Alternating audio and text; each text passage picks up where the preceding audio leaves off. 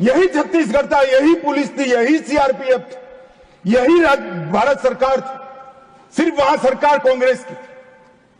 भाजपा सरकार आई, एक ही साल के अंदर 2619 नक्सलियों की फौज या तो सरेंडर कर गई, या तो अरेस्ट हुई, या तो मार गई। मैं सबसे पहले एक बात इस सदन में जिम्मेदारी के साथ बताना चाहता हूं, 21 मार्च 2026 को इस देश से नक्सलवाद समाप्त। देश दुनिया के तमाम बड़े मुद्दों के पीछे का सच। सनमार्क प्रेजेंट्स एडिटर्स कट। नमस्कार दोस्तों, हम एक नए मुद्दे के साथ आपके सामने फिर हाजिर हैं। इस बार का मुद्दा जरा गंभीर है। कश्मीर में अब भी हिंदू कर्मचारियों को चुन चुनकर आई कार्ड देख के मारा जा रहा है। उनके परिवार वाले कह रहे हैं कश्मीर हमारे लिए स्वर्ग नहीं नरक है, सरकार हमारी सुरक्षा करने में विफल रही है।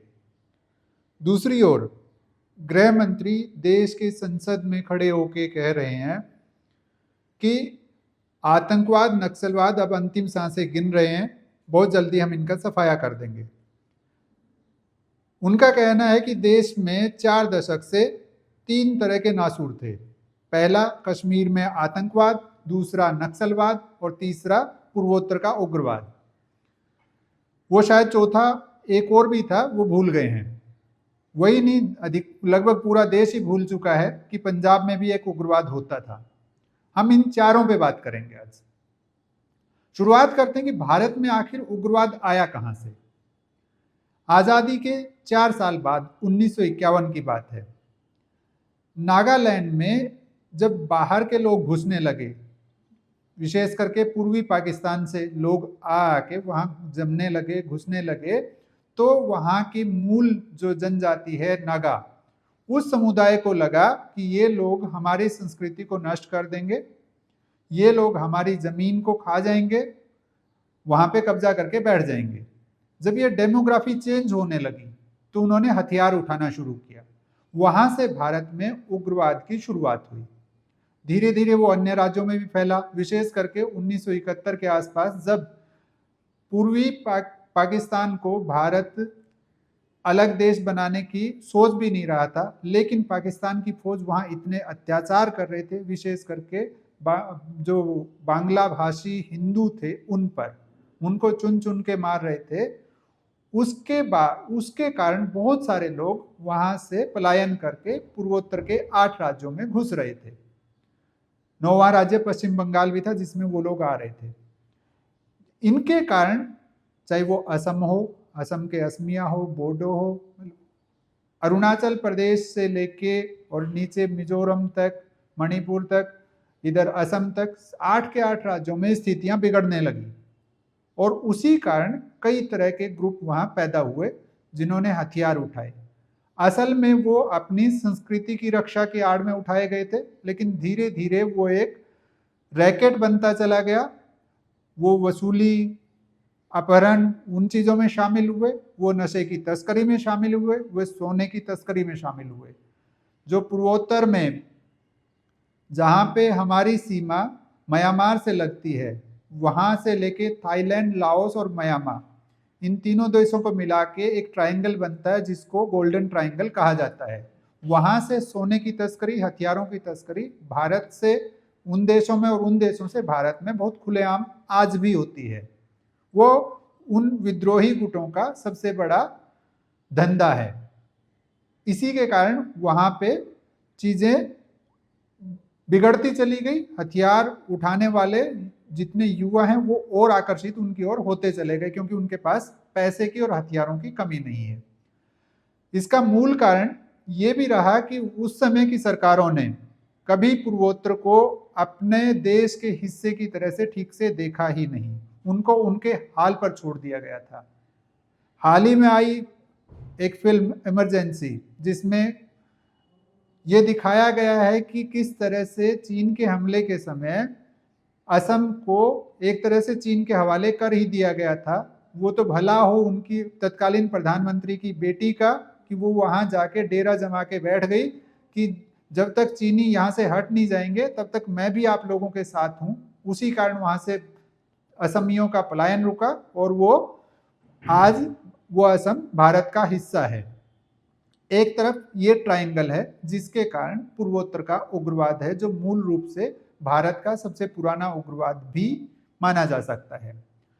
उसके बाद 1967 के आसपास एक नई तरह के कथित तौर पर आंदोलन या क्रांति ने जन्म लिया।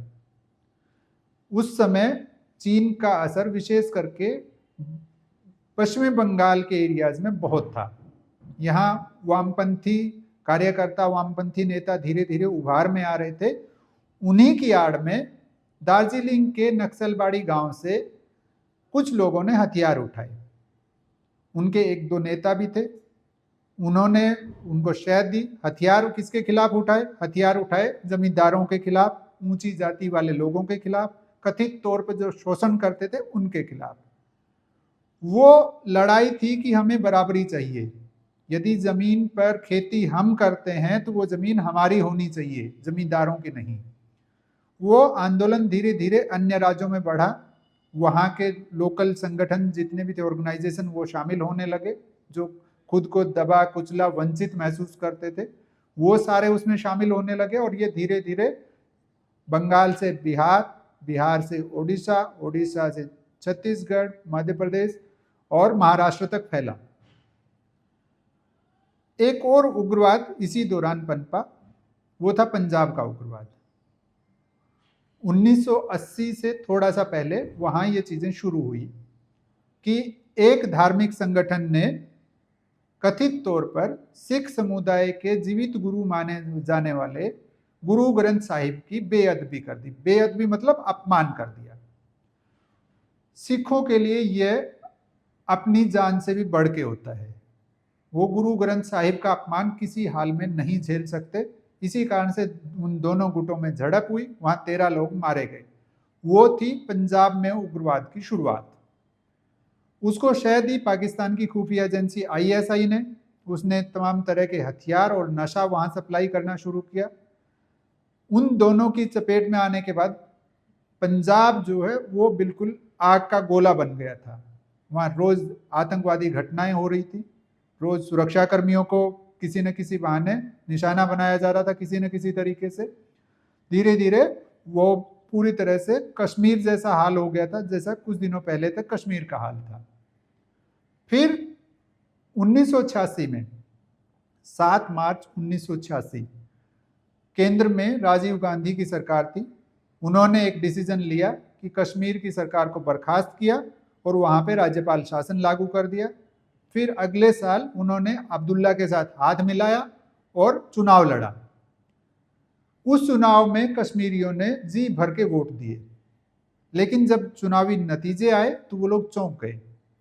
उस समय जो अलगाववादी संगठन थे, जो धार्मिक आधार पर मुस्लिमों के संगठन थे, जो कश्मीर को पूरी तरह से भारत से अलग करना चाहते थे, उन संगठनों ने मिलकर चुनाव लड़ा था और कश्मीरियों ने उनको बहुत वोट दिए थे। लेकिन जब रिजल्ट आया तो सरकार बनी अब्दुल्ला की, कांग्रेस के साथ मिलकर। कश्मीरियों को लगा कि उनके साथ धोखा किया गया है, विशेष करके कश्मीरी युवाओं को। उन्होंने हथियार उठाना शुरू किया। उसी का परिणाम हुआ कि 1989 और 1990 आते आते वहाँ हिंदुओं का कत्लेआम शुरू हो गया। कश्मीरी पंडित मारे जाने लगे, कश्मीरी हिंदू मारे जाने लगे। उनको सीधे सीधे धमकी दी जाती थी कि आधी रात से पहले ये एरिया छोड़ के निकल जाइए, कश्मीर से निकल जाइए, वरना आपकी जान नहीं बचेगी। और यही हो भी रहा था। केंद्र सरकार उस समय बहुत डावाडोल स्थिति में रही। 1990 से लेकर 1996 तक केंद्र में ऐसी सरकारें बनती रही जो बहुत दमदार नहीं कही जा सकती, क्योंकि वो गठजोड़ की सरकारें होती थी। इसी कारण से उग्रवाद वहां पे बढ़ता चला गया कश्मीर में, और पाकिस्तान से उनको खुलेआम हथियार, ड्रग्स और बाकी तमाम तरह की सहायता मिलने लगी, ताकि भारत को अस्थिर किया जा सके, विशेषकर कश्मीर को अलग करने के लिए। तो जब इतनी सारी चीजें हो रही थी, उसके बाद 1999 में केंद्र में सत्ता में आए अटल बिहारी वाजपेयी। उन्होंने पहली बार कड़े कदम उठाना शुरू किया कश्मीरी आतंकवाद के खिलाफ, आतंकवादियों के खिलाफ। उन्होंने एक गुप्त योजना बनाई कि 1 के बदले 5 को मारो। वहां से आतंकवादियों का सफाया शुरू हुआ। वो अटल बिहारी वाजपेयी के बाद सत्ता में आए, डॉक्टर मनमोहन सिंह ने भी उस योजना को जारी रखा, सुरक्षा कर्मियों को छूट दी। और उसके बाद जब मोदी ने सत्ता संभाली, प्रधानमंत्री नरेंद्र मोदी कुर्सी पर बैठे, उसके बाद तो भारत ने ही नहीं पूरी दुनिया ने देखा कि भारत क्या कर सकता है। चीजें बदली सर्जिकल स्ट्राइक से। जब 2017 में पुलवामा अटैक हुआ, उस समय भारत ने पहली बार पाकिस्तान को घर में घुस के मारा। वहां पे जाके सर्जिकल स्ट्राइक की, दावा किया गया, ऑफिशियल नहीं था लेकिन दावा किया गया कि वहां लगभग 300 आतंकवादी थे जिनको भारत मार के आ गया। खैर, वो दावे झूठे थे सच्चे थे उनमें नहीं पड़ेंगे, लेकिन ये पहली बार था कि भारत ने अपनी तरफ से पहल की थी कि हम आतंकवादियों का सफाया भी कर सकते हैं। उसके बाद 2019 में कश्मीर का नासूर बन चुकी धारा 370, अनुच्छेद 370 को निरस्त कर दिया। ये वो जड़ थी जिसके कारण आतंकवाद को इतना बढ़ावा मिला था। वहां पे कैसे बढ़ावा मिला था कि एक ही देश में दो विधान चल रहे थे। भारत का संविधान पूरे देश में लागू था लेकिन कश्मीर में नहीं। कश्मीर का अपना अलग संविधान था। वो मनमाने निर्णय लेते थे, केंद्र की योजना ही नहीं चलाने देते थे वहां। उसको खत्म किया, केंद्र शासित राज्य बनाया और धीरे धीरे वहां पे शांति आ रही है। घटनाएं बहुत कम हो गई हैं, बहुत सारी चीजें नियंत्रण में है, शांति आ गई है। लेकिन इन्हीं सारी चीजों के दम पे गृह मंत्री अमित शाह दावा कर रहे हैं, दम ठोक के दावा कर रहे हैं कि 31 मार्च 2026 से पहले हम नक्सलवाद को खत्म कर देंगे और कुछ ही समय में कश्मीर को भी पूरी तरह आतंकवाद मुक्त कर देंगे, वहां से आतंकवाद खत्म हो जाएगा। उन्होंने कई तरह के उदाहरण भी दिए हैं कि पहले जो है वहां पे आतंकवादियों का जनाजे में जुलूस निकलते थे, अब आतंकवादियों को वहीं दफन कर दिया जाता है जहां पे उनको मारा जाता है। वो जवानों का उत्साह बढ़ाने के लिए और अपना बड़प्पन, अपनी सरकार की ताकत दिखाने के लिए एक और दावा करते हैं कि हमारे जवान वहां भी तैनात हैं जहां सूरज नहीं पहुंच पाता। बात सही है। क्या उनके इस दावे में दम है कि 31 मार्च 2026 तक नक्सलवाद खत्म हो जाएगा? हो सकता है।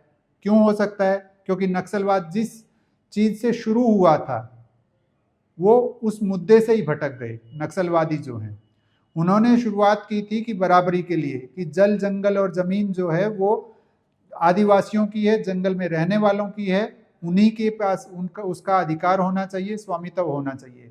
लेकिन जब 1980 का वन अधिनियम आया जिसमें आदिवासियों को जंगल की उपज बेचने से भी वंचित कर दिया गया, उसके बाद वो आंदोलन भड़कता चला गया था। अब उन्होंने इसको धंधा बना लिया है। अब ये आंदोलन नहीं है, ये बराबरी की लड़ाई नहीं है। इस समय वो सिर्फ वसूली का धंधा कर रहे हैं। वसूली किससे? जो भी वहां पे कारखाना लगाना चाहे उस उद्योगपति से वसूली, जो वहां सड़क बनाना चाहे उस ठेकेदार से वसूली, जो कंपनी वहां मोबाइल टावर लगाना चाहे उस कंपनी से वसूली, जो वहां स्कूल बनाना चाहे, अस्पताल बनाना चाहे उन ठेकेदारों से वसूली। दरअसल ये वसूली का धंधा बन गया है। और इसका प्रमाण है छत्तीसगढ़ में शुरू हुआ सलवा जुडूम। सलवा जुडूम कांग्रेस के एक नेता थे महेंद्र कर्मा, उन्होंने एक आंदोलन शुरू किया था। वो आंदोलन था कि जो नक्सलवादी आदिवासियों के हक के नाम पर लोगों का कत्लेआम करते हैं उनके खिलाफ आदिवासियों को ही खड़ा किया जाए।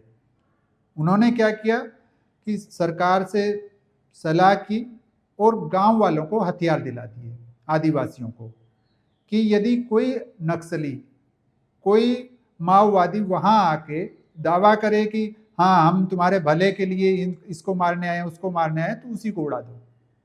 वो बहुत सफल भी हुआ। इसी कारण से 2013 में महेंद्र कर्मा की आदिवासी नक्सलियों ने हत्या कर दी। उनके साथ कांग्रेस के बहुत सारे नेता भी मारे गए थे। उसके बाद उसी से ये स्पष्ट है कि धीरे धीरे नक्सलवादियों का जो बेस था, जहां से उनको सहायता मिलती थी, वो सब खत्म हो रहा है। अब आदिवासियों को ये समझ में आ गया है कि माओवादी या नक्सलवादी उनका भला नहीं कर रहे हैं, वो अपना धंधा चला रहे हैं, इसीलिए उनको सहायता मिलनी बंद हो गई है और धीरे धीरे आधुनिक हथियार, आधुनिक तंत्र, आधुनिक उपकरण, ड्रोन जैसे चीजों का उपयोग करके उनका खात्मा कर दिया जाएगा, ये लगभग तय है। पूर्वोत्तर में भी अब सरकार ने तमाम तरह के प्रोजेक्ट ले जाने शुरू कर दिए हैं, वहाँ इंडस्ट्री लगाना शुरू कर दिया है। असम जैसी जगह पे सेमीकंडक्टर के चिप के वो कारखाने लगाने की बातें हो रही है, तो वहाँ पे सड़कें भी अच्छी बन रही है, पुल भी बनाए जा रहे हैं, मतलब कुल मिला के सरकार ने वहाँ ध्यान दिया है।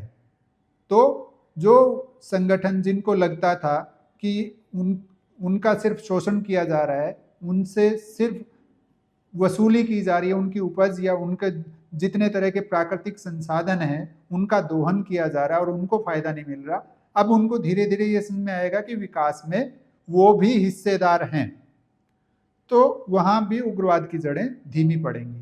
पंजाब में उग्रवाद खत्म हो चुका है, कश्मीर में भी लगभग अंतिम सांसें गिन रहा है, लेकिन सवाल सबसे बड़ा है कि क्या उग्रवाद या नक्सलवाद को खत्म करके उन मुद्दों का भी खात्मा हो जाएगा जिनके कारण ये पैदा हुए थे?